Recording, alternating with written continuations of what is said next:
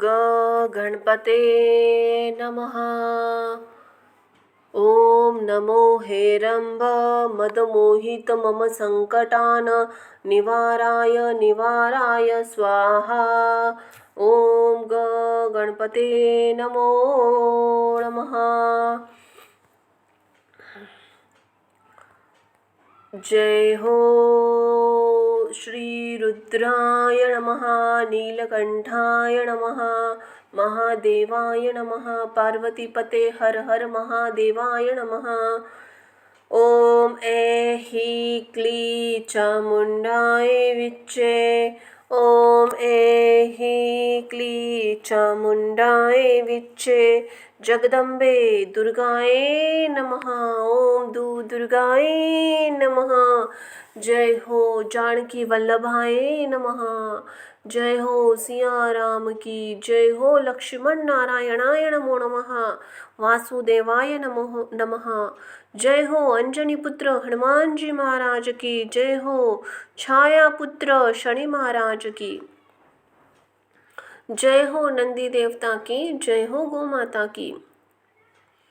श्री हरि वेद व्यास प्रणीत श्रीम देवी भागवत महापुराण कथा पूर्वार्थ 5वां स्कंध। ओम नमो भगवते नमः।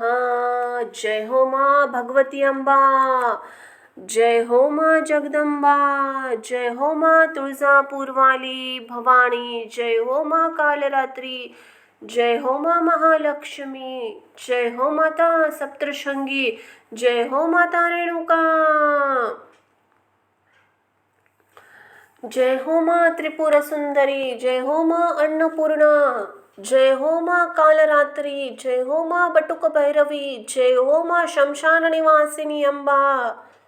तमेव माता च पिता तमेव, तमेव बंधु च सखा तमेव विद्याधरणं तमेव सर्वं मम देव देव। जय हो माँ दुर्गाय नमः। अर्धश्लोकी देवी भागवत। जिस प्रकार सप्तश्लोकी दुर्गा, सप्तश्लोकी गीता, पंचश्लोकी गणेश पुराण, चतुर्श्लोकी भागवत, एक श्लोकी भागवत, एक श्लोकी रामायण, एक श्लोकी योगा वशिष्ठ, सार्धश्लोकी दुर्गा तथा एक श्लोकी महाभारत प्राप्त होता है, उसी प्रकार अर्धश्लोकी देवी भागवत भी प्राप्त होता है, जो तात्विक दृष्टि से बड़े महत्व का है। पुराण वाड्य में देवी भागवत का अत्यंत महनीय स्थान है। इसमें भगवती जगदम्बा पराशक्ति के रूप में निरूपण हुआ है। इस पुराण के प्राकट्य के विषय में इसी पुराण में बताया गया है कि जब भगवान वेदव्यास जी ने अपने पुत्र श्री सुखदेव जी को गृहस्थ आश्रम ग्रहण करने का परामर्श दिया, तो ज्ञान मार्ग के उपासक श्री सुखदेव जी ने प्रवृत्ति मार्ग को स्वीकार नहीं किया। तब वेद व्यास जी ने मोक्ष मार्ग अभिलाषी अपने पुत्र से कहा, हे महाभाग, तुम मेरे द्वारा रचित वेद तुल्य श्रीम देवी भागवत पुराण को पढ़ो। इसमें 12 स्कंद है। यह पुराण सभी पुराणों का आभूषण। इसके सुनने मात्र से सत और असत वस्तु का यथार्थ ज्ञान हो जाता है। सत ज्ञान विज्ञान श्रुति मात्रेण जायते। श्रीम देवी भागवत। व्यास जी ने इस पुराण के प्राकट्य की कथा आगे बताते हुए कहा कि हे महामते, एक समय की बात है जब महाप्रलय अवस्था में एकाग्र वर्ण के मध्य वटपत्र पर भगवान विष्णु बाल रूप में शयन कर रहे थे। बड़े ही विचार मग्न थे कि किस चिदात्मा शक्ति ने मुझे इस बाल रूप में उत्पन्न किया है, मैं उन्हें कैसे जानूं। उसी समय आदि शक्ति भगवती ने आकाशवाणी के रूप में आधे श्लोक में ही संपूर्ण अर्थ को प्रदान करने वाला ज्ञान को बताते हुए कहा, सर्व खलिदम मेवाह न्यायदस्ति सनातनम, अर्थात सब कुछ मैं ही हूँ, दूसरा कोई भी सनातन नहीं है। भगवान बाल मुकुंद सोचने लगे कि इस सत्य वचन का उच्चारण किसने किया, उस कहने वाले को मैं कैसे जानूं, वह स्त्री है या पुरुष।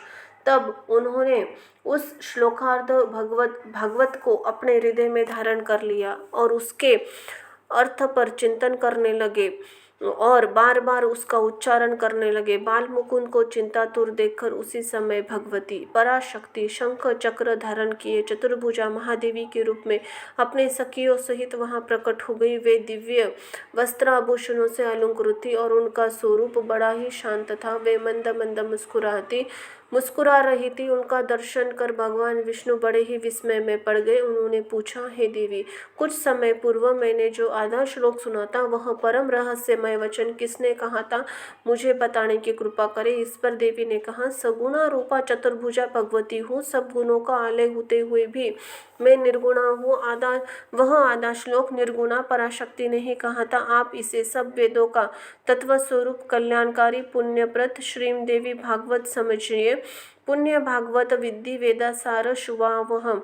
आप इसे अपने चित्त में रखिए, कभी विस्मृत न कीजिए। यह सब शास्त्रों का सार है तथा भगवती के महाविद्या के द्वारा प्रकाशित गया है। तीनों लोक में इससे बढ़कर अनन्य कुछ भी ज्ञातत्व नहीं है। ऐसा कहकर देवी अंतर्धान हो गई और भगवान विष्णु वह श्लोकार्ध देवी भागवत रूपी मंत्र अपने हृदय देश में सदा के लिए धारण कर लिया। कुछ समय बाद जब ब्रह्मा जी दैत्यों के भय से डरकर भगवान विष्णु जी के शरण में गए तो भगवान को ध्यान में स्थित होकर मंत्र जप करते हुए देखकर ब्रह्मा जी बोले, हे देवेश, आप किस देवता का जप कर रहे हैं? आपसे बढ़कर भी कोई है क्या? तब विष्णु बोले, हे महाभाग, हम सभी में कार्य कारण रूपा शक्ति विद्यमान है, जिनके द्वारा यह संसार पलित पोषित और तिरोहित किया जाता है। वे ही सनातनी पराविद्या है, वही सभी ईश्वरों की स्वामिनी है। उन भगवती ने आदि श्लोक में जो कहा वही वास्तविक श्रीम देवी भागवत है। प्रत्येक द्वापर युग में उसका विस्तार होगा। श्लोकधारेण तया प्रोक्तो तदे भागवत किलः विस्तारो भविता तस्य द्वापर युगो तथा। इतना कहने के अंतनंतर व्यास जी ने शुकदेव जी से फिर कहा, हे महाभाग, तब ब्रह्मा जी ने उस भागवत का संग्रह किया। उन्होंने अपने पुत्र नारद जी को सुनाया। पूर्व काल में वही भागवत देवऋषि नारद ने मुझे दिया और फिर मैंने इसे 12 स्कंदों में विस्तृत किया। हे पुत्र, यह पुराण वेद तुल्य है, सर्ग प्रतिश्रिय आदि 5 लक्षणों से युक्त है तथा भगवती के उत्तम चरित्र से ओतप्रोत है। यह तत्वज्ञान के रस से परिपूर्ण वेदार्थ उपब्रहण करने वाला, ब्रह्म विद्या का निदान एवं भवसागर से पार कराना वाला है। यह पुराण अत्यंत पुण्यप्रद है। तुम इसके 18,000 श्लोकों का हृदय संगम कर लो। यह पुराण तथा श्रवण करने वालों के लिए अज्ञान का नाश करने वाला, दिव्य ज्ञान रूपी सूर्य का बोध कराने वाला, सुखप्रद, शांतिदायक, धन्य, दीर्घ आयु प्रदान करने वाला, कल्याणकारी तथा पुत्र पौत्र की वृद्धि कराने वाला है। ग्रहण तत्व महाभाग योगी सी मणिवंतर पुण्य भागवत नाम पुराण पुरुषोभ्य 18 सहस्राणाम श्लोकानाम कुरु संग्रहम अज्ञानम नाशम दिव्य ज्ञान भास्करम बोधकम सुखद शांति धन्य दीर्घ आयुष्यकरम शिवम शरणता पठता च पुत्र पौत्र वर्धिनम। इस प्रकार वेद व्यास जी के द्वारा प्रेरित किए जाने पर व्यास जी के शिष्य सूत जी ने तथा श्री सुखदेव जी ने श्लोकार्थ विस्तृत हुए श्रीम देवी भागवत पुराण का अध्ययन किया। भगवती के कृपा से भगवान बाल मुकुंद को जो आधे श्लोक में देवी भागवत प्राप्त हुआ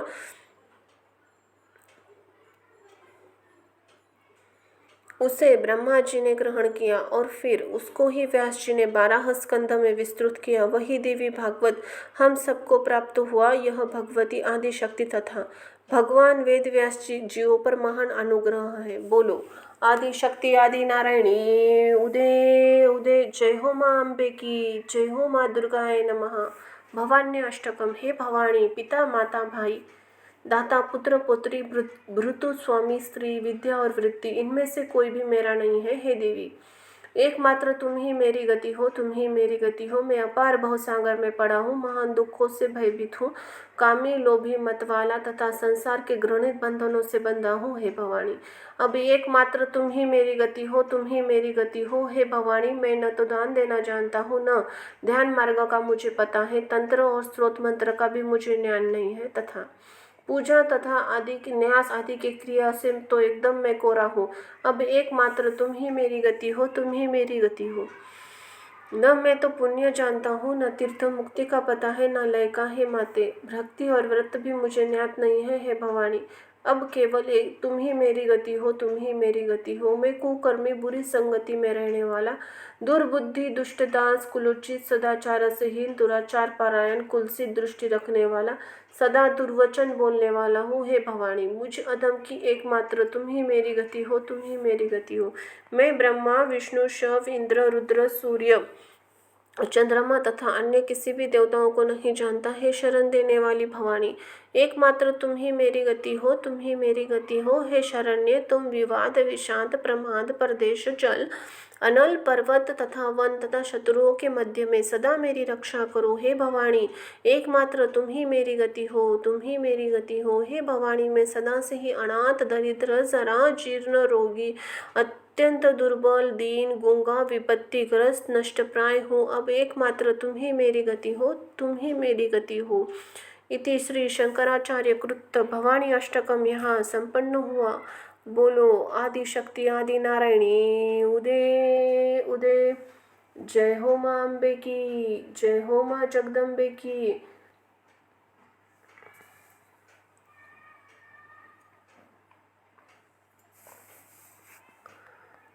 दुर्गा चालीसा। ओम दुर्गाय नमः।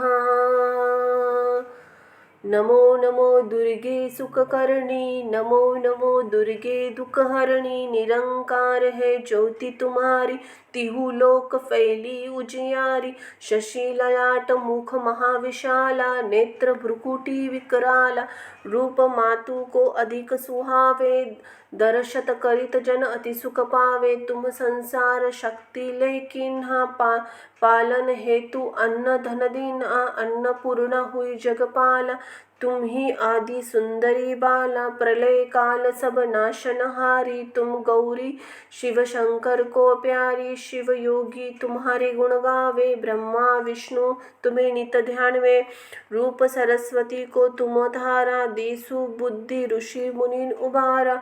धरियो रूप नरसिंह को अम्बा, प्रकट भई फाड़ कर खम्बा। रक्षा करी प्रहलाद को बचायो, हिरण्यक्ष को स्वर्ग पठायो। लक्ष्मी रूप धरो जग माही, श्री नारायण अंग समाई। क्षीर सिंधु में करत विलासा, दया सिंधु दिजे मन आसा। हिंगलाज में तुम ही भवानी, महिमा अमित नत न जात बखानी। मातंग अरु धूमावती माता, भुवनेश्वरी बंगला सुखदाता। श्री भैरव तारा जगतारिणी, छिन्न भाल भव दुख निवारिणी। के हरि स्वाहन सो भवानी, लांगुर वीर चलत अगवाणी। कर में खप्पर खड़क विराजे, जाको देख काल डर भाजे। सोए अस्त्र त्रिशूला, जाते उठत शत्रु है शूला। नरकोट में तुम ही विराजत, तिहु लोक में डंका बाज। शुंभ निशुंभ दानव तुम मारे, रक्त बीज शंखन सहारे। महिषासुर नृप अति अभिमानी, जेहि अगभार मही अकुलानी। रूप कराल कलिका तुम धारा, सेन कहित तुम सिहि सहारा। परिगाढ़ संतन पर जब जब भई भयसयाय मातु। तब तुम तब अमरपुरी अरु बासव लोका। तब महिमा सब रहे अशोका, ज्वाला में है ज्योति तुम्हारी। तुम्हें सदा पूजे नर नारी, प्रेम भक्ति से जो यश गावे। दुख दरिद्र निकट नहीं आवे, ध्यान वे तुम्हें जो नर मन लाई। जन्म मरण ताको छुट जाए, जोगी सुर मुनि कहत पुकारी। योग न हो बिन शक्ति तुम्हारी, शंकर आचर्ष तब कीन हो। काम अरु क्रोध जातु सब लीन हो, निशिदान दिन ध्यान धरो शंकर को। काल नहीं सुकरो तुमको, शक्ति रूप का मरम न पायो। शक्ति गई मन तब मन पछतायो, शरणागत हुई कीर्ति बखानी। जय जय जय जगदम्ब भवानी, प्रसन्न भई प्रसन्न आदि जगदम्बा। दई शक्ति नाही की किन विलंबा माको मातु कष्ट अति घीरो, तुम बिन कौन हरे दुख मेरो। आशा तृष्णा निपट सतावे, रिपु मूर्ख मोहि डर पावे। शत्रु नाश कीजे महारानी, सुमिरो इक चित तुम्ह भवानी। करो कृपा है मातु दयाला, रिद्धि सिद्धि दे करहु निराला। जब लागी जीव दया फल पाओ, तुम्हारे यश में सदा सुनवाओ। दुर्गा चालीसा जो कोई गावे, सुख सब सुख भोग परम पद पावे। देवी दास शरण निज जानी, कि करहु कृपा जगदम्ब भवानी। इति श्री दुर्गा चालीसा संपूर्ण। बोलो भगवती माँ अम्बे की जय हो, माँ जगदम्बे की, माता जगदम्बा की जय हो। श्री देवी भागवत की आरती। आरती जग पावन पुराण की, मातृ चरित्र विचित्र खान की। देवी भागवत अतिशय सुंदर, परमहंस मुनिजन मन सुकर। विमल ज्ञान रवित मोह तिमिर हर, परम मधुर सुषमा वितान की। कली कल्मष विष विषम निवारिणी, युगपत भोग सुयोग प्रस्तारिणी। परमानंद सुधा विस्तारिणी, सुमहौषध अज्ञान हान की। संतत सकल सुमंगलदायिनी, सम्मति सद्गति मुक्ति प्रदायिनी। नूतन नित्य विभूति विधायिनी, पर प्रवाह पर तत्व ज्ञान की। आरती अशांति भ्रांति भयभंजनी, पाप ताप माया मदगंजनी। सूची सेवक मन मानस रंजनी, लीला रस मधुमय निधान की।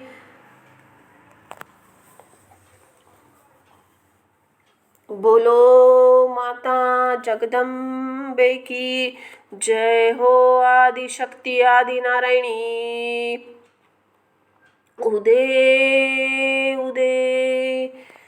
जय हो माँ तुळजापुर वाली, जय हो माता रेणुका, जय हो माँ महालक्ष्मी, जय हो माँ सप्तशृंगी अम्बा। ओम जयंती मंगला काली भद्रकाली कपालिनी, दुर्गा क्षमा शिवा धात्री, स्वाहा स्वधा नमस्तुते। जय हो माँ दुर्गाय नमः, जय हो महाकाली अम्बा जगदम्बा। अध्याय पांचवा स्कंद और अध्याय 5वां। बोलो ओम दुर्गाय नमः। इंद्र का ब्रह्मा शिव और विष्णु के पास जाना, तीनों देवताओं सहित इंद्र का युद्ध स्थल में आना तथा चक्षुर बिडाल और ताम्र को पराजित करना। बोलो हर हर हर शिव शंभो। जय हो महाकाली अम्बा जगदम्बा की जय हो। व्यास जी बोले, हे महाराज, यह सुनकर सहस्त्र नेत्र इंद्र ने बृहस्पति से कहा कि मैं महिषासुर के विनाश के लिए अब युद्ध की तैयारी अवश्य करूंगा, क्योंकि युद्ध के बिना न राज्य न सुख और न तो यश की प्राप्ति होती है। उद्यमहीन की प्रशंसा न तो कायर लोग करते हैं न उद्योग परायण। सन्यासियों का आभूषण ज्ञान है तथा ब्राह्मणों का आभूषण संतोष है, किंतु उन्नति का आकांक्षा रखने वाले लोगों के लिए उद्योग पारायण रहते हुए शत्रु संहार का कार्य ही आभूषण है। हे मुनि श्रेष्ठ, उद्यम का आश्रय लेकर ही मैंने वृत्तासुर, नमुची तथा बल आदि दैत्यों का संहार किया था, उसी प्रकार मैं महिषासुर का भी वध करूंगा। आप देवी बृहस्पति तथा श्रेष्ठ आयुध वज्र मेरे महान बल के रूप में सुलभ है। साथ ही भगवान विष्णु तथा अविनाशी शिव जी मेरी सहायता ही अवश्य करेंगे। हे मानद, अब मैं महिषासुर के साथ युद्ध करने के लिए सेना की तैयारी के उद्योग में लग रहा हूँ। हे साधु, आप मेरे कल्याणार्थ रक्षोद्विग्न मंत्र का पाठ कीजिए। व्यास जी बोले, हे राजन, देवराज इंद्र के ऐसा कहने पर युद्ध के लिए सर्वथा तत्पर उन सुरेंद्र से मुस्कुराकर बृहस्पति ने यह वचन कहा। बृहस्पति बोले, इस समय मैं आपको युद्ध के लिए न तो प्रेरित करूंगा न इससे आपको रोकूंगा, क्योंकि युद्ध करने वालों को हार तथा जीत दोनों की अनिश्चितता रहती है। हे सचिवते, इस होनहार के विषय में आपका कोई दोष नहीं है। जो भी सुख दुख पूर्वत निर्धारित है वह तो अवश्य प्राप्त होगा, भविष्य में आपको प्राप्त होने वाला सुख या दुख के विषय में मुझे कोई भी ज्ञान नहीं है, क्योंकि हे वासव, आप भली भांति जानते हैं कि पूर्व समय में अपनी भार्या के हरण अवसर पर मुझे बहुत ही कष्ट उठाना पड़ा। हे शत्रु निषुंदन, चंद्रमा ने मेरी पत्नी का हरण कर लिया था, जिसके फलस्वरूप अपने ही आश्रम में रहते हुए मुझे सभी सुखों का विनाश करने वाला महान कष्ट झेलना पड़ा। हे सुराधीप, मैं सभी लोक में परम बुद्धिमान के रूप में विश्रुत हूँ, किंतु अब मेरी भार्या का बलपूर्वक हरण कर लिया गया था, तो उस समय मेरी बुद्धि कहाँ चली गई थी। अंत ही एव हे सुरादीप, बुद्धिमान लोगों को सदा यज्ञ पारायण होना चाहिए।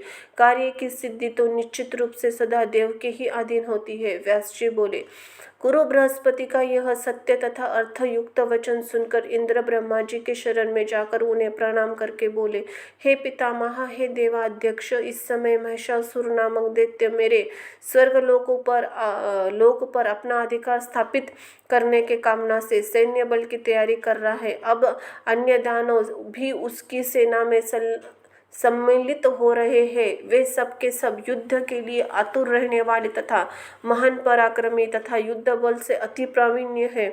उस दानों से भयभीत होकर मैं आपके शरण में आया हूँ। हे महाप्राज्ञ, आप तो सर्ववेत्ता है तथा मेरी सहायता करने में पूर्ण समर्थ है। ब्रह्मा जी बोले, हम लोग इसी समय शीघ्रता पूर्वक कैलाश चले और वहां से शंकर जी को आगे करके बलवानों में श्रेष्ठ विष्णु जी के पास चले। तत्पश्चात सभी देवगणों साथ परस्पर मिलकर देश काल के संबंध में भली भांति विचार करके एक समुचित निर्णय लेकर युद्ध करना चाहिए। अपनी शक्ति तथा निर्बलता के सम्यक ज्ञान के लिए बिना विवेक का त्याग करने दुस्साह पूर्ण कार्य करने वाला व्यक्ति पतन को प्राप्त होता है। व्यास जी बोले, यह सुनकर इंद्र ब्रह्मा जी को आगे करके समस्त लोकपालों के साथ कैलाश की ओर चल पड़े। कैलाश पहुंचकर इंद्र ने वेद मंत्रों के द्वारा शिव जी की स्तुति, तत्पश्चात स्तुति गान से अत्यंत प्रसन्नता को प्राप्त भगवान शंकर को आगे करके वे विष्णु लोक गए। उन देवाधिदेव भगवान विष्णु की स्तुति करके उन्होंने अपने आने का उद्देश्य बताया तथा वरदान पाने के कारण गर्व उन्मत्त महिषासुर ने उत्पन्न उग्र भयों से बोर में उनसे कहा। उनके भय को सुनकर भगवान विष्णु ने देवताओं से कहा कि हम देवगण युद्ध करेंगे, उस दुर्विजय का वध कर डालेंगे। व्यास जी बोले, ऐसा निश्चय करके ब्रह्मा, विष्णु, महेश, इंद्र तथा आदि देवता अपने अपने वाहनों पर चढ़कर चल पड़े। ब्रह्मा जी हंस पर चढ़े, भगवान विष्णु ने गरुड़ को अपना वाहन बनाया, शंकर जी ने वृषभ पर सवार हुए, इंद्र ऐरावत हाथी पर बैठे, स्वामी कार्तिकेय मोर पर चढ़े और यमराज महिष पर आरूढ़ हुए। इस प्रकार अपनी सैन्य की तैयारी करके देवता लोग जो ही आगे बढ़े तभी उन्होंने महिषासुर के द्वारा पलित मंदोमंत दानवी सेना सामने मिल गई। इसके बाद वहीं पर देवता और दानवों के सामने भयंकर युद्ध आरंभ हुआ। वे एक दूसरे पर बाण, तलवार, भाला, भूसल, परशु, गदा, पटिश, शूल, चक्र, शक्ति, तोमर, मुदुगर, भिंदीपाल, हल तथा अन्य अति शस्त्रों से प्रहार करने लगे। महिषासुर के सेनापति महाबली चक्षुर ने हाथी पर चढ़कर इंद्र पर 5 बाणों से प्रहार किया। युद्ध कौशल इंद्र ने भी तत्काल अपने बाणों से उसके बाणों को काटकर अपने अर्धचंद्र नामक बाण से उसके हृदय स्थल पर आघात किया। उस बाण से आहत होकर सेनानायक चक्षुर हाथी पर बैठे बैठे ही मूर्छित हो गया। इसके बाद इंद्र ने हाथी की सूंड पर वज्र से प्रहार किया। उस वज्र के आघात से हाथी की सूंड कट गई और वह सेना के बीच खड़ा हुआ। उसे देखकर दानवराज महिषासुर कुपित हो गया। उसने बिडाल नामक दानव से कहा, हे महाभाव, हे वीर, तुम जाओ और बल के अभिमान में चूर इंद्र को मार डालो। साथ ही वरुण आदि अन्य देवता का भी वध शीघ्र करके मेरे पास आओ। व्यास जी बोले, उसकी बात सुनकर वह महाबली बिडाल एक मतवाले हाथी पर सवार होकर युद्ध के लिए इंद्र की ओर चल पड़ा। उसे अपनी ओर आते देखकर इंद्र ने कुपित होकर विषधर सर्पतुल्य तीक्ष्ण बाणों से बिडाल पर प्रहार किया। उस बिडाल ने शीघ्र ही अपने धनुष्य से छूटे हुए बाणों से इंद्र के बाण काटकर पुनः तत्काल अपने 50 बाणों से तत्पर इंद्र पर आघात किया। तब इंद्र ने क्रुद्ध होकर उसके उन बाणों को काटकर अपने सर्पतुल्य तीक्ष्ण बाणों से उस पर प्रहार किया।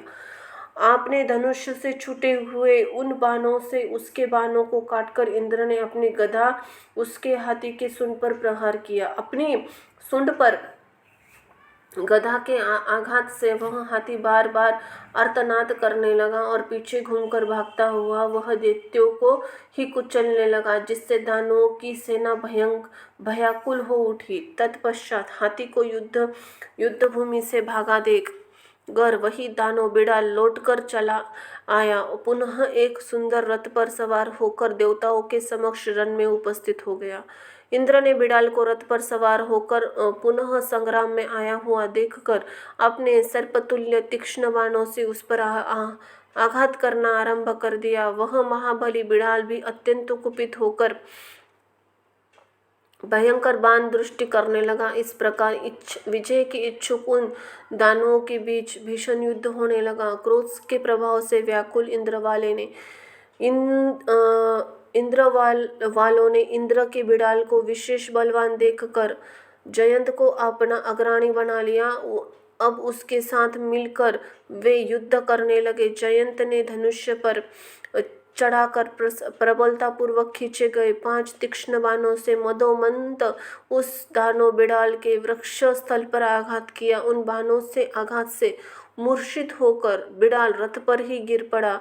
तब उसका सारथी तत्काल रथ लेकर रणभूमि से बाहर निकल गया। उस बिडाल के मूर्छित होकर युद्ध भूमि में बाहर चले जाने पर देव सेना में महान विजय घोष दुमदुमनियां ध्वनि होने लगी। सभी देवता प्रसन्न होकर इंद्र की स्तुति करने लगे, गंधर्व गाने लगे, अप्सराएं नाचने लगी। तत्पश्चात देवताओं के द्वारा किए गए उस विजय घोष को सुनकर महिषासुर कुपित हो उठा। उसने शत्रुओं के अभिमान को चूर-चूर कर देने वाले ताम्र नामक दानवों को युद्ध क्षेत्र में भेजा। ताम्र बहुत से सैनिकों के साथ समर रणांगन में आकर इस प्रकार वेग पूर्वक बाणों की वर्षा करने लगा, मानो मेघ समुद्र में जल बरसा रहे हो। उस समय वरुण देव पाश लेकर यमराज के हाथ में दंड धारण करके महिष पर चढ़ा युद्ध भूमि में शीघ्र ही पहुंच गए।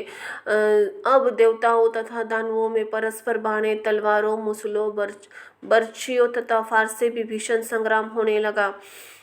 यमराज के द्वारा अपने हाथ से फेंके गए दंड से ताम्र आहत हो गया, किंतु वह महाबाहु ताम्र समरांगण में हिला तक नहीं। ताम्र उस संग्राम भूमि के वेग पूर्वक धनुष्य को खींच कर अति तीक्ष्ण बाण छोड़कर इंद्र आदि देवताओं पर शीघ्रता से प्रहार करने लगा। वे देवता कुपित होकर पत्थर पर घिसकर नकुले बनाए गए तीक्ष्ण दिव्य बाणों से दानवों को मारने लगे। आहो और ठहरो ठहरो कहकर चिल्लाने लगे।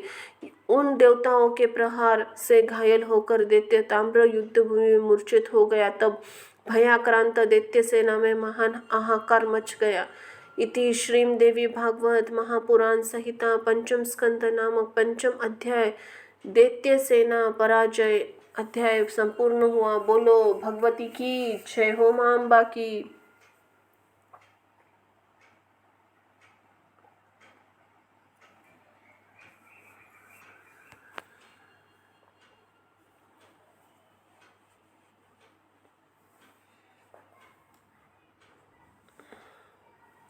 अध्याय 7वां भगवान विष्णु और शिव के साथ महिषासुर का भयानक युद्ध।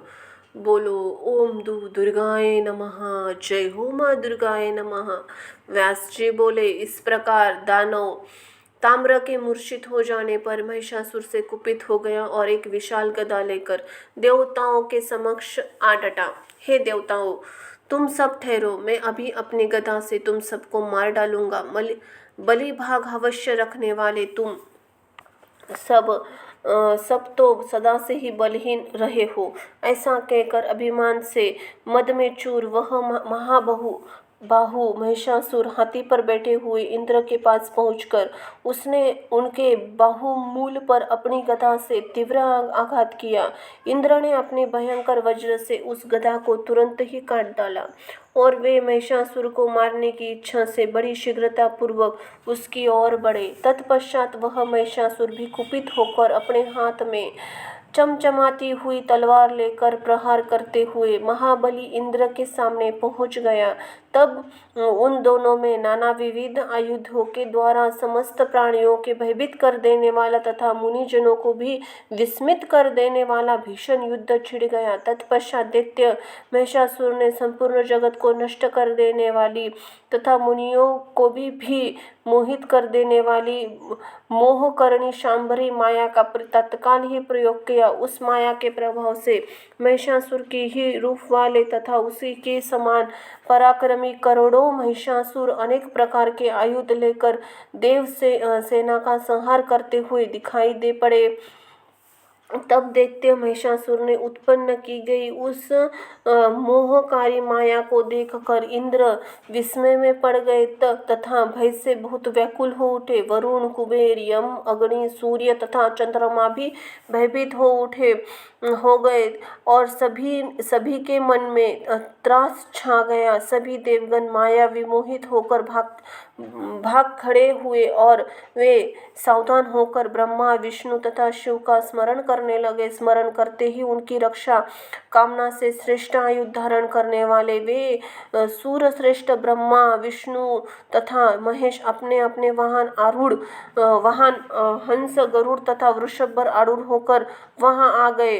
मोहकारिणी उस आसुरी माया को देखकर भगवान विष्णु ने अपना तेजोमय सुदर्शन चक्र चला दिया, जिसके प्रचंड तेज से वह माया समाप्त हो गई। तदनंतर सृष्टि पालन संहार करने वाले उन देवताओं को देखकर उनसे ही युद्ध करने की इच्छा से वह महिषासुर परिघ लेकर उनकी ओर दौड़ा। इसके बाद महावीर महिषासुर, सेनाध्यक्ष चक्षुर, उग्रसह्य, उग्रवीर्य, असली लोमा, त्रिनेत्र, वाक्शल तथा अंधक ये दानव एवं इनके अतिरिक्त अन्य बहुत से दानव युद्ध की अभिलाषा से निकल पड़े।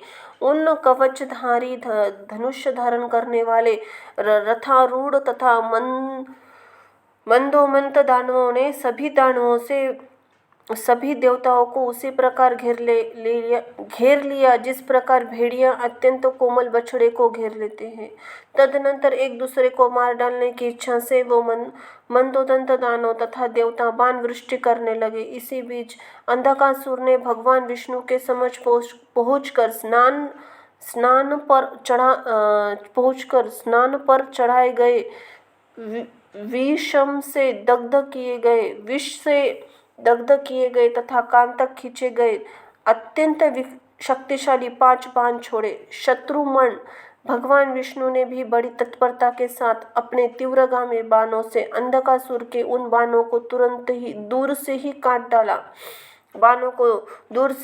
डाला और फिर उसके ऊपर 5 बाण छोड़े। फिर इस प्रकार विष्णु, अंधकासुर, उन दोनों में बाण तथा तलवार, चक्र, मुसल, गदा, बर्छी तथा फरसों से भीषण युद्ध होने लगा। इसी प्रकार महेश्वर तथा अंधकासुर से 5 भीषण होने रोमांचकारी युद्ध निरंतर 50 दिनों तक होता रहा।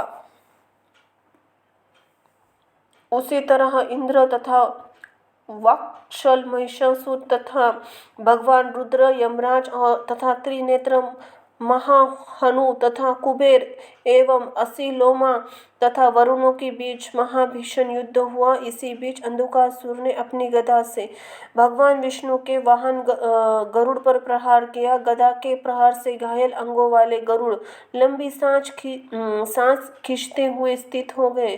तत्पश्चात देवादिदेव विष्णु ने अपने दाहिने हाथ से सहलाकार महाबली गरुड़ को सांत्वना प्रदान करते हुए उसे स्वस्थ चित्त कराया। तब भगवान विष्णु के अंधक का संहार करने के विचार से अपने शार्क धनुष खींचकर उसके ऊपर बहुत से बाण छोड़े। दानव अंधक ने अपने तीक्ष्ण बाणों से उन बाणों को काट डाला। इसके बाद सान पर चढ़कर तेज बनाए गए 50 बाण भगवान विष्णु के ऊपर कुपित होकर एक ही साथ छोड़े। भगवान विष्णु ने भी उन उत्तम बाणों को तत्क्षण निष्फल करके अपने 1000 आरों वाला सुदर्शन चक्र अंधकारसुर के ऊपर वेगपूर्वक चलाया। तब अंधकारसुर ने भगवान विष्णु द्वारा छोड़े गए सुदर्शन चक्र को अपने ही चक्र से काफी दूर से ही विफल कर दिया है महाराज। जन्मेजय इसके बाद सभी देवताओं को सम्मोहित करते हुए भीषण गर्जना की। तत्पश्चात शारद धनुष धारण करने वाले भगवान विष्णु के सुदर्शन चक्र को विफल होते देखकर सभी देवता शोकाकुल हो उठे तथा दानवगण हर्षित हो गए। तब भगवान विष्णु देवताओं को चिंतामन देखकर अपनी कौमुदी गदा लेकर दानव अंधक पर झपट पड़े। श्री हरि ने बड़े वेग से उस मायावी वे के मस्तक पर गदा से प्रहार किया। वह दैत्य गदा के प्रहार से परिपूर्ण मूर्छित होकर पृथ्वी पर गिर पड़ा। उसे इस प्रकार गिरा हुआ देखकर महिषासुर अत्यंत क्रोधित हो उठा। अपनी घोर गर्जना से भयभीत करता हुआ भगवान विष्णु के सामने आ गया। भगवान विष्णु ने भी उसी महिषासुर को कुपित होकर अपने समक्ष आया देखकर देवताओं आनंदित हो गए। अपने धनुष्य की प्रत्यंचा से भयानक टंकार उत्पन्न की। तत्पश्चात भगवान विष्णु महिषासुर के ऊपर शीघ्रतापूर्वक बाणों की बौछार करने लगे। उसने भी अपने बाणों से उन आते हुए बाणों को आकाश में ही काट डाला। हे राजन, इसी प्रकार उन दोनों में परस्पर आते हुए भीषण युद्ध हुआ। भगवान विष्णु ने गदा से महिषासुर को मस्तक पर प्रहार किया। मस्तक पर उस गदा के आघात से मूर्छित होकर वह पृथ्वी पर गिर पड़ा। यह देखकर उसकी सेना में अति भीषण हाहाकार मच गया। कुछ क्षणों में अपनी वेदनाओं को भूलकर वह दैत्य फिर उठकर खड़ा हो गया। उसने तत्काल ही परिघ लेकर मधुसूदन श्री विष्णु के सिर पर प्रहार किया। उस परिघ के प्रहार से आहत होकर भगवान विष्णु मूर्छा को प्राप्त हो गए। तब गरुड़ ने मूर्छा को प्राप्त उन भगवान विष्णु को युद्ध स्थल से लेकर बाहर चले गए। इस प्रकार जगतपति विष्णु के समरणांगण से लौट जाने पर इंद्र आदि प्रधान देवता भयभीत हो गए। दुख पीड़ित होकर युद्ध भूमि में चीखने चिल्लाने लगे। तत्पश्चात शूलधारी भगवान शंकर ने देवताओं की इस प्रकार करुण कर्दन करते हुए देखकर अत्यंत क्रोध से साथ महिषासुर के पास द्रुत गति से पहुंचकर उस पर भीषण प्रहार किया। उस महिषासुर ने भी भगवान शंकर के वृक्ष स्थल पर अपनी शक्ति बर्छी से तेज प्रहार किया और उनके त्रिशूल प्रहार को विफल करके उस दुष्टात्मा ने बड़ी तेज से गर्जना की। वृक्ष स्थल पर प्रहार होने पर भी भगवान शंकर को कोई पीड़ा नहीं हुई और क्रोध से आंखें लाल करके उन्होंने उस पर अपने त्रिशूल से प्रहार किया। इसी बीच दुष्ट आत्मा महिषासुर के साथ भगवान शंकर को इस प्रकार युद्धरत देखकर प्रहार जनित मूर्छा का त्याग करके वहां भगवान विष्णु आ गए और उसी समय युद्ध के लिए उत्सुक महापराक्रमी विष्णु तथा शिव के लिए श्रेष्ठ सुदर्शन चक्र और तथा त्रिशूल धारण करके लड़ने के लिए अपने समक्ष उपस्थित देखकर वह महाबली महिषासुर अत्यंत कुपित हो उठा। तत्पश्चात वह विशाल बाहु दैत्य उन दोनों दानवों को अपने समीप आया हुआ देखकर महिष रूप धारण करके पूंछ हिलाता हुआ युद्ध करने के लिए उनके समक्ष पहुंच गया। देवताओं को आतंकित करते हुए उस विशाल काय तथा भयावह महिषासुर ने अपनी सींगों फटकारते हुए मेघ की भांति भीषण गर्जना की तथा वह अपनी सींगों से पर्वतों की बड़ी बड़ी चट्टानें उखाड़ कर फेंकने लगा।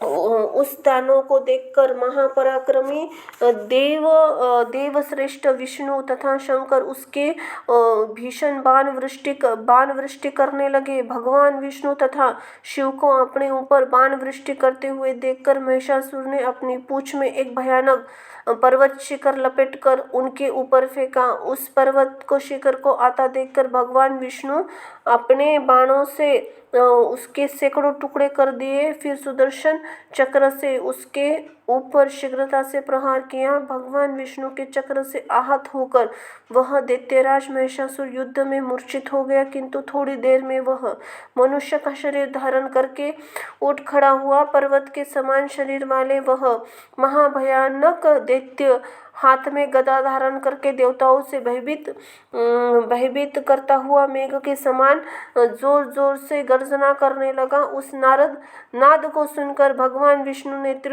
तीव्रतर ध्वनि उत्पन्न करने के लिए बड़ी तेजी से अपना देप्तिमान पांचजन्य नामक शंख बजाया। शंख की उस ध्वनि से समस्त दानव भयभीत हो गए और तपोधन ऋषिगण तथा देवता आनंदमग्न हो गए। बोलो जय हो माँ दुर्गाए नमः। ओम दुर्गाए नमः।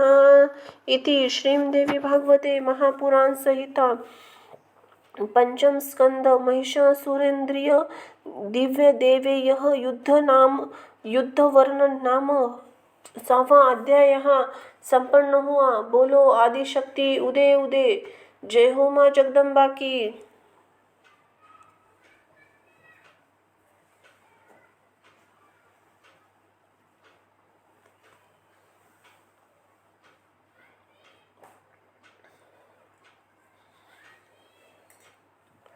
अध्याय 7वां। महिषासुर को अवध्य जानकर त्रिदेवों का अपने अपने लोक लौट जाना, देवताओं की पराजय तथा महिषासुर का स्वर्ग पर आधिपत्य, इंद्र ब्रह्मा और शिवजी के साथ विष्णु लोकों के लिए प्रस्थान।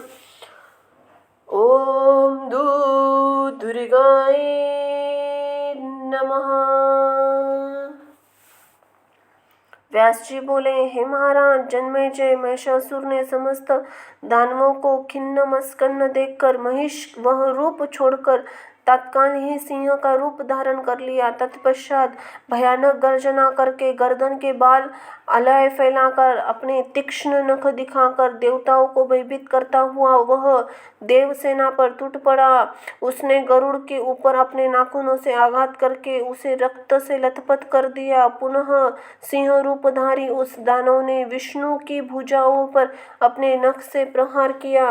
भगवान विष्णु ने उसे देखकर अत्यंत कुपित हो तत्काल ही अपना सुदर्शन चक्र उस दैत्य को मार डालने के लिए इच्छा से बड़े वेग से उसके ऊपर चलाया। भगवान विष्णु ने उस महिषासुर जो ही अपने चक्र से तेज प्रहार किया, त्यों ही वह महान शक्तिशाली महिष रूप धारण कर भगवान विष्णु को अपनी सिंग से मारने लगा। वृक्ष स्थल पर सिंहों के आघात से व्याकुल होकर भगवान विष्णु बड़े वेग से भागकर अपने लोक चले गए। विष्णु को पलायित देखकर शंकर जी भी बहुत भयभीत हो गए और उसे सर्वथा अवध्य मानकर कैलाश पर्वत पर चले गए। ब्रह्मा जी भी उसके डर से तत्काल अपने लोक चले गए। महाबली इंद्र वज्र धारण किए हुए समरणांगन में डटे रहे। वरुण देव अपना पाशस्त्र लेकर धैर्य पूर्वक खड़े रहे। यमराज अपना दंड धारण किए युद्ध करने के लिए सावध होकर खड़े रहे। यक्षधिपति कुबेर युद्ध करने के लिए पूर्ण रूप से उद्यत थे और अग्निदेव बर्छी लेकर युद्ध करने के विचार से स्थित थे। नक्षत्रों के नायक चंद्रमा तथा भगवान सूर्य दोनों एक साथ युद्ध करने के लिए खड़े हो गए और उस दानव श्रेष्ठ महिषासुर को देखकर उन्होंने युद्ध करने का निश्चय कर लिया। इतने में ही क्रूर सर्पों के समान बाण समूहों की वर्षा करती हुई क्रुद्ध दानवी सेना वहां आ गई। वह दानवराज महिषासुर का रूप धारण करके खड़ा था। उसी समय देवता तथा असुर पक्ष के योद्धा भीषण गर्जना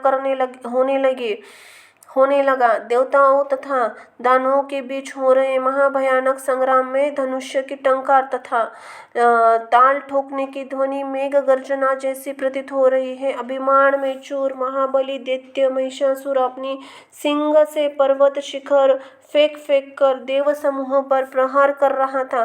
क्रोध में भरे हुए उस परम अद्भुत महिषासुर ने अपने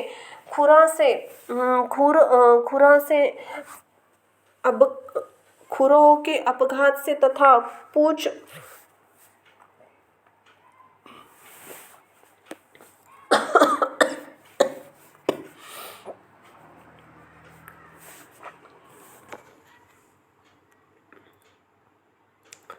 अवघात से पूंछ घुमाकर बहुत से देवताओं पर प्रहार किया। तत्पश्चात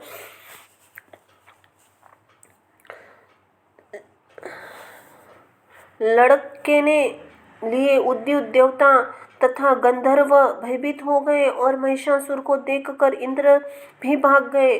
संग्राम छोड़कर सचिपति इंद्र के भाग जाने पर यमराज, धनाध्यक्ष कुबेर तथा वरुणदेव ये सब भयभीत होकर भाग चले। महिषासुर भी अपनी जीत मानकर अपने घर चला। इंद्र के भाग जाने के बाद उसके द्वारा त्वित, ऐरावत हाथी, सूर्य का उच्च श्रवा घोड़ा तथा दूध देने वाली कामधेनु गौ को उसने हस्तगत कर लिया। उसके तत्पश्चात उसने शीघ्र ही सेना को साथ में लेकर स्वर्ग जाने का मन में निश्चय कर लिया। इसके बाद शीघ्र ही देवलोक पहुंचकर महिषासुर ने भयक्रांत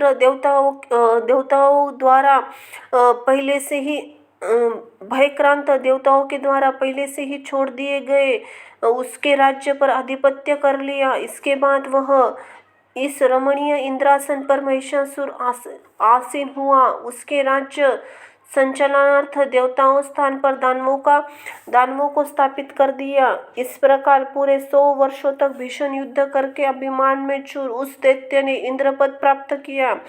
सभी देवता उस महिषासुर से प्रताड़ित होकर स्वर्ग से निकल गए। बहुत वर्षों तक पर्वत की गुफा में घूमते फिरते रहे। हे राजन, तब थके हुए सभी देवतागण ब्रह्मा जी के शरण में गए। उस महिषासुर के भय से त्रस्त वे सभी देवता समस्त वेदांगों में पारगामी, विद्वान, शांत स्वभाव वाले और स्वयं ब्रह्मा के मन से उत्पन्न मरीचि आदि प्रमुख मुनियों एवं सिद्धों, किन्नरों, गंधर्वों, चारणों, उरंगणों तथा पवंगों द्वारा निरंतर सेवित रजोगुण से संपन्न 4 मुख वाले जगन्नाथ प्रजापति वेद गर्भ और कमल के आसन पर विराजमान तथा समस्त संसार के गुरु देवाधिदेव ब्रह्मा जी की स्तुति करने लगे। देवता बोले, हे संपूर्ण दुख करने वाले पद्य योनि ब्रह्मा जी, इस समय सभी देवता संग्राम में दानव इंद्र महिषासुर से पराजित होकर गिरी कंदराओं में कालक्षेप कर रहे हैं। स्थानाच्युत हो जाने के कारण उन्हें महान कष्ट उठाना पड़ रहा है।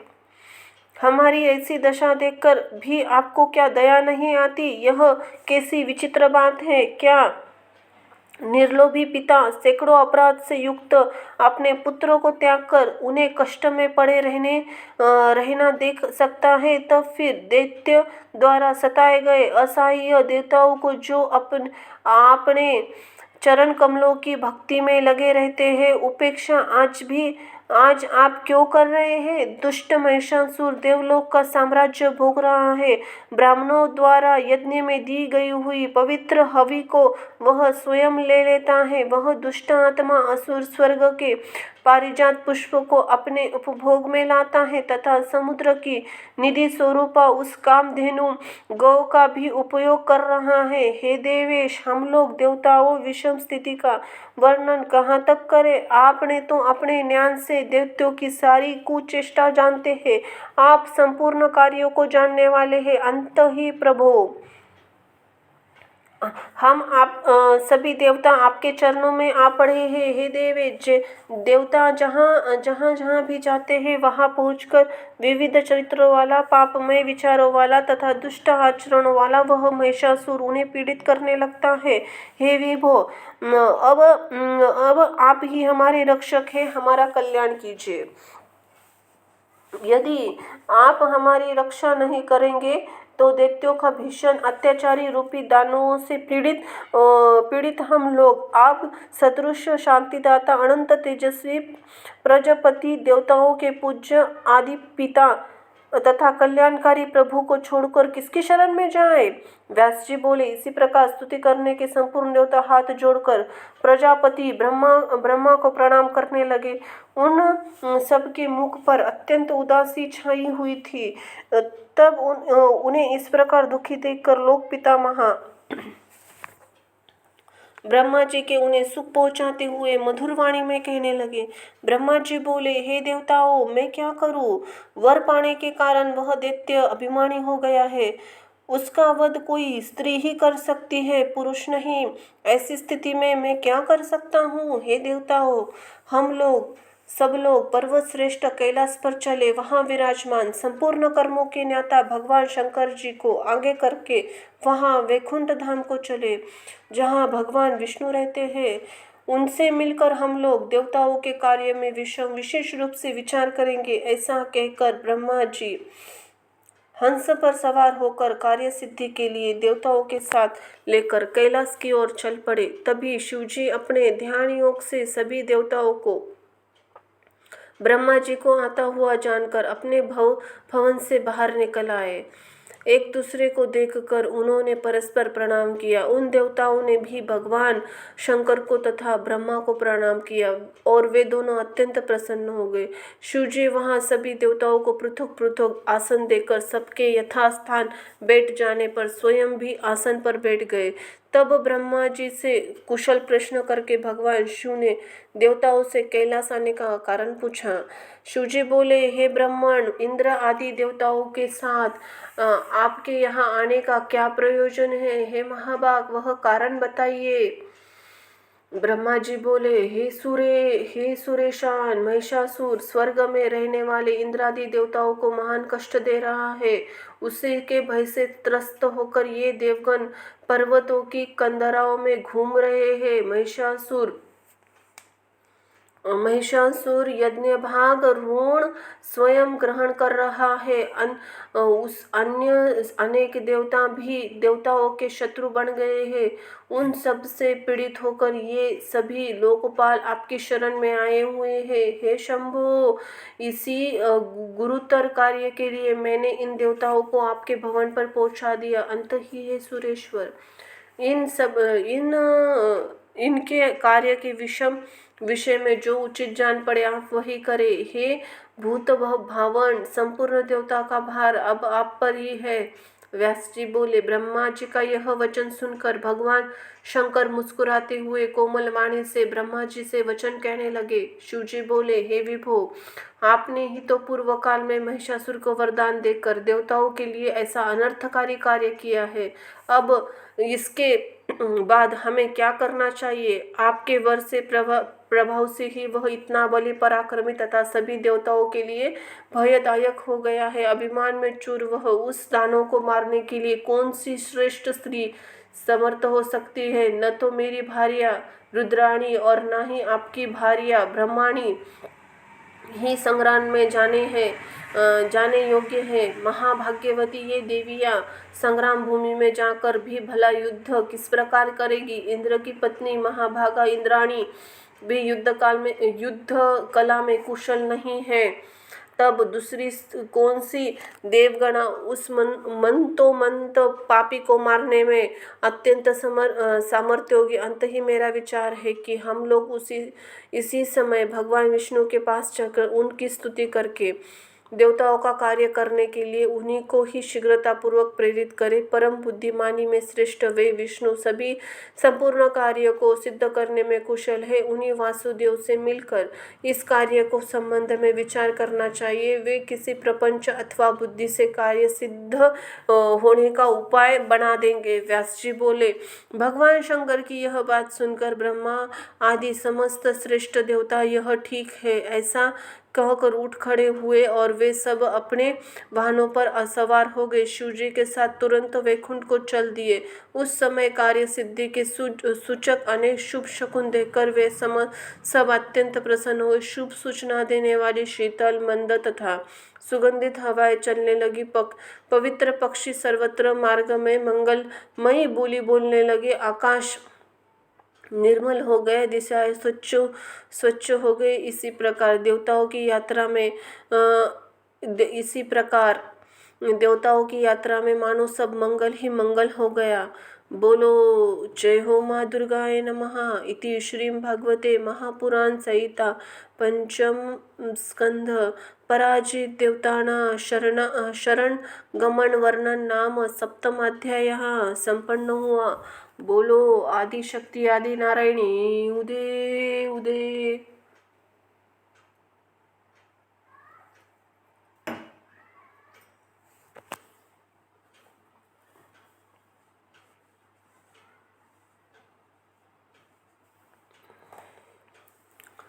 अध्याय 8वां। ब्रह्म प्रभृति समस्त देवताओं के शरीर से तेज पुंज का निकलना और उस तेजो राशि से भगवती का प्राकट्य। बोलो जय हो माँ दुर्गाए नमः, जय हो माता पार्वती अम्बा की। व्यास जी बोले, हे राजन, उन देवताओं के शीघ्रता पूर्वक भगवान विष्णु के प्रिय धाम वैकुंठ में पहुंचकर वहां उन श्री हरि का विशाल सदन देखा, जो संपूर्ण शोभाओं से युक्त तथा दिव्य महलाओं से सुशोभित था। सुंदर तथा सुखदायक वह भवन सरोवर, बावली एवं नदियों से सुशोभित था, जिसमें हंस, सारहंस, चक्रवात आदि पक्षी कलरव कर रहे थे। उस भवन के चारों ओर सुशोभित रहे दिव्य उपवनों में चंपा, अशोक, कहार, मंदार, मोलसरी, मालती, तिलक, अम्बड़ा और कुरबक आदि विविध प्रकार के वृक्ष लगे हुए थे। उपवनों में चारों ओर कोयल की कूक सुनाई दे रही थी, मोर नृत्य कर रहे थे, भौरे गुंजार कर रहे थे, नंद सुनंद और भक्ति पार्षद तथा त्याग वृत्ति संपन्न अनन्य भक्त भगवान विष्णु की स्तुति कर रहे थे। वहाँ रत्न जटित महल बने हुए थे, जिन पर सुनहरे चित्र हुए थे। सुंदर सुंदर कक्षों से सुशोभित हुए महल ऊंचाइयों को आकाश को छू रहे थे। यह वहाँ देवता और गंधर्व गा रहे थे, अप्सराएं नाच रही थी और वह मन को मुग्ध करने वाले तथा मधुर कंठ ध्वनि वाले किन्नरों से मंडित था। वैदिक सूक्तों के द्वारा आदर पूर्वक भगवान विष्णु की स्तुति करते हुए शांत स्वभाव वाले वेद पाठ पारायण मुनि से वह भवन अत्यंत सुशोभित हो रहा था। भगवान विष्णु के भवन पर पहुंचकर देवताओं ने सुंदर स्वरूप वाले तथा हाथ में स्वर्ण की छड़ी धारण किए हुए जय विजय नामक द्वारपालों को देखकर उनसे कहा कि आप दोनों में से कोई एक जाकर भगवान विष्णु से कह दे कि आपके दर्शन की अभिलाषा से ब्रह्मा, रुद्र आदि देवता द्वार पर खड़े हैं। व्यास जी बोले, उनकी बात सुनकर विजय ने तुरंत ही भगवान विष्णु जी के पास जाकर उन्हें प्रणाम करके सभी देवताओं के आगमन की बात उन्हें बताई। विजय ने कहा, हे देवादिदेव, हे महाराज, दैत्यों का दमन करने वाले लक्ष्मीकांत, हे विभो, इस समय सभी देवता आए हुए हैं। वे द्वार पर खड़े हैं। आपके दर्शन के इच्छुक ब्रह्मा, रुद्र, इंद्र, वरुण, यम, अग्नि, यम आदि वेद वाक्यों से आपकी स्तुति कर रहे हैं। ब्रह्मा व्यास जी बोले, लक्ष्मीपति भगवान विष्णु विजय की बात सुनकर देवताओं से मिलने हेतु अत्यधिक उत्साहित होकर शीघ्रता पूर्वक अपने भवन से बाहर निकल आए। वहां जाकर भगवान विष्णु के द्वार पर स्थित उन देवताओं को थकान से व्याकुल तथा दुखित देखकर अपने प्रेम भरी दृष्टि से उन्हें आनंदित किया। उन सभी देवताओं ने दैत्य का संहार करने वाले तथा वेदों का द्वारा सुनिश्चित किए गए तत्व रूप देवादिदेव भगवान विष्णु को प्रणाम किया और मधुर वाणी में उनकी स्तुति की। देवता बोले, हे देव, हे जगन्नाथ, हे सृष्टि पालन तथा संहार करने वाले, हे दया सिंधु, हे महाराज, हम शरणागतों की रक्षा कीजिए। विष्णु बोले, हे देवताओं, आप सभी लोग आसन पर बैठ जाइए, फिर अपना कुशल क्षेम बताइए। आप लोग एक साथ मिलकर यहाँ किस लिए आए हुए हैं?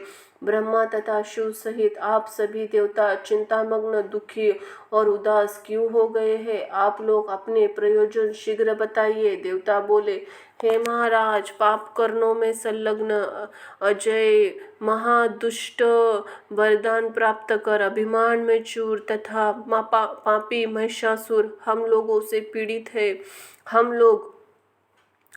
हैं। ब्राह्मणों द्वारा देवताओं को दिए गए यज्ञ भोग की स्वयं ग्रहण कर लेता है। हम सभी देवता उससे भयभीत होकर पर्वतों की कटाराओं में कंदराओं में भटकते फिरते हैं। हे मधुसूदन, ब्रह्मा जी वरदान से वह अजय बन गया है। अत्यंत इस कार्य को अत्यंत गुरुतर जानकर हम लोग आपकी शरण में आए हैं। दानवों की माया को जानने वाले तथा दानवों का वध करने वाले, हे कृष्ण, आप देवताओं का उद्धार करने में समर्थ हैं। अंत ही उसके वध के लिए कोई उपाय कीजिए। विधाता ने उसे जो वर दिया है, तुम पुरुष मात्र से ही सदा अवध रहोगे। तब ऐसी कौन स्त्री होगी जो रण में उस शठ को मार सकेगी? क्या भगवती, पार्वती, लक्ष्मी, इंद्राणी तथा सरस्वती इनमें अत्यंत दुष्ट तथा वरदान के कारण अत्यंत अभिमानी महिषासुर का वध करने में समर्थ होगी? अंत ही एवं भक्तवत्सल, हे भूधर, आप अपनी बुद्धि से भली भांति विचार करके उसके मरण का जो भी उपाय हो सके हो उसके द्वारा हम लोगों को यह कार्य संपन्न कर दीजिए। व्यास जी बोले। यह बात सुनकर भगवान विष्णु मुस्कुराते हुए उनसे कहने लगे, पहले भी हम लोगों ने महिषासुर से युद्ध किया था, किंतु वह मारा जा न सका, वह नहीं मारा जा सका। अब एक उपाय है कि सभी यदि देवताओं के तेज से कोई श्रेष्ठ रूपवती सुंदरी उत्पन्न हो जाए तो वही संग्राम में उसे अपने पराक्रम से मार सकती है। हम सबकी शक्ति के अंश से कोई वीर नारी ही सैकड़ों प्रकार की माया रचने में निपुण और वर प्राप्ति के कारण में अभिमान में चूर उस महिषासुर का वध करने में समर्थ होगी। अब आप सभी देवताओं को तेज अंश से प्रार्थना करें। अब साथ ही हमारी स्त्रियां से भी प्रार्थना करें कि जिसके कि उन आविर्भूत तेजांशों के द्वारा एक तेजो राशि उत्पन्न हो जाए। उसी समय रुद्र आदि सब मुख्य देवतागण त्रिशूल आदि जो भी दिव्य आयुध है वह सब उसे दे देंगे। तत्पश्चात सभी प्रकार के आयुध धारण करने वाली तथा संपूर्ण तेजों से संपन्न वह देवी उस दुराचारी, पापी तथा मंदोमंद दानवों को मार डालेगी। व्यास जी बोले। भगवान विष्णु जी की ऐसा कहते ही ब्रह्मा जी के मुख से अपने आप एक अत्यंत असह्य तेजपुंज निकल पड़ा। वह तेज लाल रंग का था, उसकी आकृति सुंदर थी, वह पद्य राग मणि के समान प्रभाव वाला था, उसमें ही कुछ शीतलता एवं उष्णता भी थी, वह अनेक किरणों से सुशोभित था। हे महाराज, भगवान विष्णु और शिव ने भी उसे निःसृत तेज को देखा। उसे देखकर अमित पराक्रम वाले दोनों आश्चर्यचकित हो गए।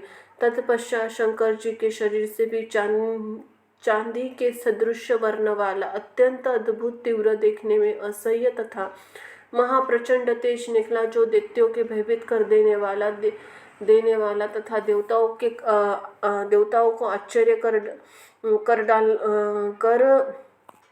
आश्चर्य में डाल देने वाला था। वह भयानक रूप वाला पर्वतों के समान विशाल तथा साक्षात दूसरे के तमोगुण जैसा था।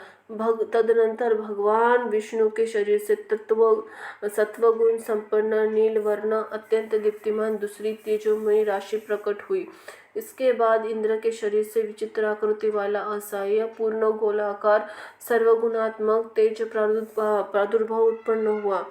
कुबेर, यम, अग्नि, वरुण के शरीर से भी सभी देवताओं से महान तेज निकलने लगा।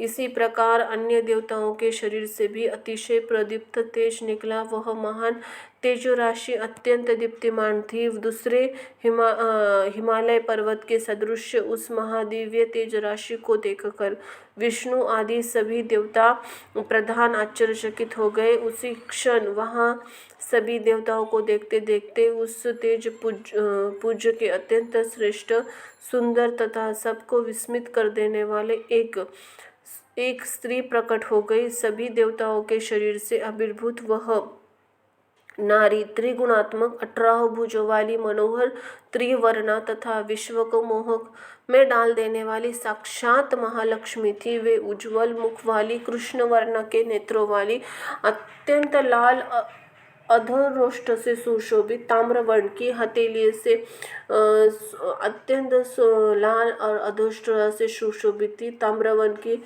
हथेली से सुंदर लगने वाली, कांति से संपन्न तथा दिव्य गुणों से अलंकृत कृत थी। देवताओं के शरीर से उत्पन्न तेजो राशि प्रकट 18 भुजों वाली भगवती असुरों का नाश करने के लिए हजारों भुजों से सुशोभित हो गई थी।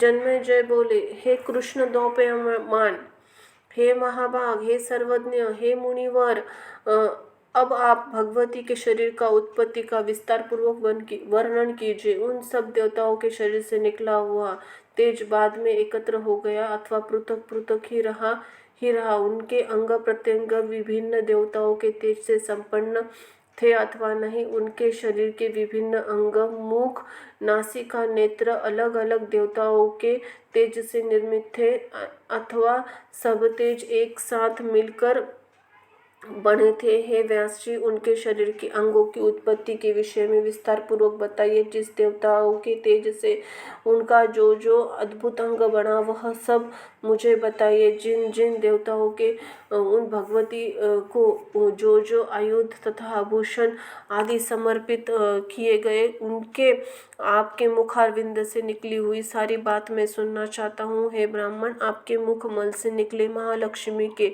चरित्र रूपी अमृत का रस का पान करते हुए मैं तृप्त नहीं हो पा रहा हूँ। सुत जी बोले, हे मुनिवृंद, उन राजा जन्मेजय जी का यह वचन सुनकर सत्यवती पुत्र श्री व्यास जी उन्हें प्रसन्न करते हुए यह मधुर वचन कहने लगे। व्यास जी बोले, हे राजन, हे महाभाग, हे कुरुश्रेष्ठ, सुनिए। मैं अपनी बुद्धि के अनुसार उनके शरीर की उत्पत्ति के विषय में विस्तार पूर्वक आपसे कहता हूँ। स्वयं ब्रह्मा, विष्णु, महेश और इंद्र सभी भगवती को यथार्थ रूप में बता पाने के भी समर्थ नहीं है। तब देवी का जो रूप है, जैसा है वो और उसके उद्देश्य से बना है, उसे मैं कैसे जान सकता हूँ। बस मेरी वाणी इतना ही कह सकती है कि वे भगवती प्रकट हुई है। वे देवी नित्य स्वरूपा और सदा सर्वत्र विराजमान रहती है। वे एक होती हुई भी गुरुतर कार्य पड़ने पर देवताओं का कार्य सिद्ध करने के लिए नाना प्रकार के रूप धारण कर लेती है। जिस प्रकार नाटक का कोई नट होता हुआ भी रंगमंच पर जाकर लोगों के मनोरंजन हेतु अनेक रूप धारण कर लेता है, उसी प्रकार रूप रहित तथा निर्गुणा होते हुए भी ये भगवती देवताओं का कार्य सिद्ध करने के लिए अपनी लीला से अनेक सगुण रूप धारण कर लेती है और किए जाने वाले कर्म के अनुसार धातव्य गुण संयुक्त उनके अनेक गौण नाम पड़ जाते हैं। हे राजन, देवताओं के तेज समूह से उन भगवती मनोहर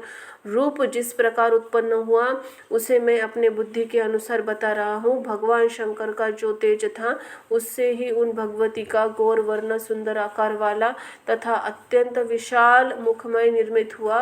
यमराज के तेज से उनके कोमल घुंघराले बहुत लंबे मेघ के समान कृष्ण वन वाले मनोहर केश बने।